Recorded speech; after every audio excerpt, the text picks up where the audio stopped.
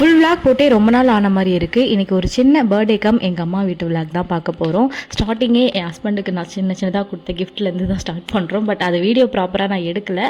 ஓரளவுக்கு சக்ஸஸ் ஆகிடுச்சு. சின்ன விஷயங்கள் காலையிலே இப்படி பேய் மாதிரி இருக்குன்னே சொல்லி பயந்துடாதீங்க. விடிகாலம் சீக்கிரமாக எந்த கிளம்பணுன்றனால அப்படியே ஒரு மாதிரி இருக்கேன். ஏந்து டக்குன்னு ரெடி ஆகிட்டு கிளம்பிட்டோம். ஆல்ரெடி சொல்லியிருப்பேன், நல்லா ஊருக்கு போனாலே மெயினாக போகிறதே இந்த பூரிக்காக தான் சொல்லிட்டு எங்கே கிடைக்காதுன்னு பயந்துகிட்டே போனேன். என் ஹஸ்பண்ட் அந்த அளவுக்கு பயம்பூத்திட்டாரு, கிடைக்காதுன்னு. நல்ல வேலை கிடைச்சது. ஆனால் இவங்க போட்டால் மட்டும் எப்படி எவ்வளோ புசுன்னு எவ்வளோ மெலிசா வருதுன்னு ஆராய்ச்சி பண்ணியிருந்தப்போ தான் தெரியுது அது மைதா மாவு பூரின்னு சொல்லிட்டு. ஏதோ ஒன்று சாப்பிட்டோம், அப்படியே கிளம்பலாம் சொல்லிட்டு சாப்பிட்டு முடிச்சுட்டு சக்ஸஸ்ஃபுல்லாக எங்கள் ஊருக்கும் வந்தாச்சு. திடீர் பிளான், சடன் பிளான், நானே எதிர்பார்க்காத பிளான். அது மாதிரி தான். அதே மாதிரி வந்து 3 நாள் ஆக்சுவலாக திடீர் பிளான்ன்றனால வீட்டில் யாருக்கிட்டையுமே இன்ஃபார்ம் பண்ணல. சரி ஒரு சர்ப்ரைஸாக போய் நிற்கலாம் சொல்லிட்டு. எனக்கு இந்த சர்ப்ரைஸ் கொடுக்கறதெல்லாம் ரொம்ப பிடிக்கும். பட் நிறைய நேரத்தில் அது சொதப்பிடும். இந்த வாட்டி கம்பல்சரி கொடுக்குறாண்டா அப்படின்னு சொல்லிட்டு கிளம்பியாச்சு. போனவுடனே எங்கள் அம்மா எக்ஸ்பிரஷன் அப்படியே பார்க்குறாங்க, இந்த கார் எங்கேயோ பார்த்த மாதிரி இருக்குன்னு சொல்லிட்டு அப்படியே அவங்க ஃபேஸில் ஒரு சிரிப்பு பார்க்கவே செம்மையாக இருந்தது. இந்த உடனே எங்கள் அம்மா நம்ம ஐட்டத்தை செஞ்சு கொடுத்துட்டாங்க. பாயாசமும் வடையும் ஒரு கட்டிட்டு ஈவினிங்கே வந்து கோயிலுக்கு கிளம்பியாச்சு. பர்த்டே இல்லையா, கோயிலுக்கு போகலன்னா எப்படி அப்படின்னு சொல்லிட்டு வந்த உடனே கொஞ்சம் லைட்டாக தூக்கத்தையும் போட்டுட்டு அதுக்கப்புறமா நல்லா ஒரு புடி பிடிச்சிட்டு கோயிலுக்கு கிளம்பியாச்சு.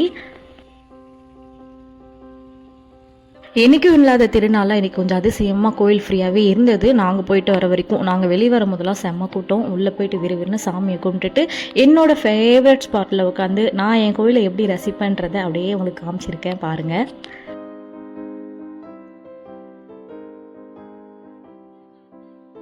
சும்மா இல்லாமல் செல்ஃபி எடுக்கலாம்னு பார்த்தா அங்கே இருக்கிற லைட்டிங்கில் வேறு கொஞ்சம் பலபலன்னு இருந்தோமா, அப்படியே லைட்டாக வீடியோலாம் எடுத்துகிட்டு அங்கேருந்து ட்ரீட்ன்ற பேரில் இந்த கடைக்கு கிளம்பியாச்சு. என் தம்பி பர்த்டேக்கு ட்ரீட் என்னன்னு சொன்னனால சரி நீங்கள் வந்துட்டோம். இங்கே வந்து ஸ்நாக்ஸ்லாம் செம்மையாக இருக்கும். நான் ஆல்ரெடி சொல்லியிருப்பேன் ஒரு ஷார்ட்ஸில், லஸ்ஸி ஷாப்னு நிறைய பேருக்கு தெரிஞ்சிருக்கும் திருவண்ணாமலையில் இருந்தீங்கன்னா. ஸோ அங்கே போயிட்டு ஒரு 2-3 ஸ்நாக்ஸ் மட்டும் வந்து பார்த்து ஆர்டர் பண்ணி கொடுத்தாச்சு சாருக்கு. அவர் ஒரு புடி பிடிச்சாச்சு. இந்த மாதிரி ஃப்ரெஞ்ச் ஃப்ரைஸு, சாண்ட்விட்ஜு அதெல்லாம் சொல்லிவிட்டு எல்லாத்தையும் சாப்பிட்டு முடிச்சுட்டு தம்பி அப்படியே கழட்டி விட்டுட்டு நானும் என் ஹஸ்பண்டும் இளம் ஜோடிகள் மாதிரி அப்படியே மலையை சுற்ற கிளம்பிட்டோம். வண்டியில் தான், நடந்தெல்லாம் போனால் வேலைக்காவது பெண்டு கிளம்பிட்டோம். எங்கள் ஜூனியரை வந்து வீட்டில் அம்மா கிட்ட விட்டாச்சு. ஸோ அப்படியே கிளம்பிட்டோம். இன்னும் ரிவர்ஸில் கிளம்பிட்டோம். எங்களுக்கு வந்து இப்படி தான், திடீர்னு ரிவர்ஸில் சுற்றுவோம், திடீர்னு ஸ்ட்ரெயிட்டாக சுற்றுவோம். ஆனால் எப்படி சுற்றினாலும் வண்டியில் தான் சுற்றுவோம், நடந்து மட்டும் போக மாட்டோம். போன இடத்துல வந்து இந்த கடையை வந்து நான் ரொம்ப நாளாக தேடி இருந்தேன். இதுக்கு முன்னாடியே ஷார்ட்ஸில் பார்த்துருந்தேன். எங்கள் ஊரில் திருவண்ணாமலை அன்அஃபிஷியல் சொல்லிட்டு ஒரு சேனல் இன்ஸ்டாகிராமில், அதில் பார்த்துருந்தேன். நல்லாயிருக்கும், full and full pure veg தான் அப்படின்னு சொல்லிட்டு. புரட்டாசி மாதம் வெஜ்ஜு தானே அப்படின்னு சொல்லிட்டு நேராக அங்கே வண்டியை விட்டாச்சு. கண்டுபிடிச்சி போயிட்டு ஒரு ஃப்ரைட் ரைஸும் பரோட்டா, நூல் பரோட்டா வித் இதுவும் சாப்பிட்டோம். பரோட்டா வித் என்னது வாய்ஸ் கேட்குமான்னு தெரியல. டிஷ்ஷோட பேர் தெரியல, ஆனால் சாப்பிட்றது மட்டும் டேஸ்ட் செம்மையாக.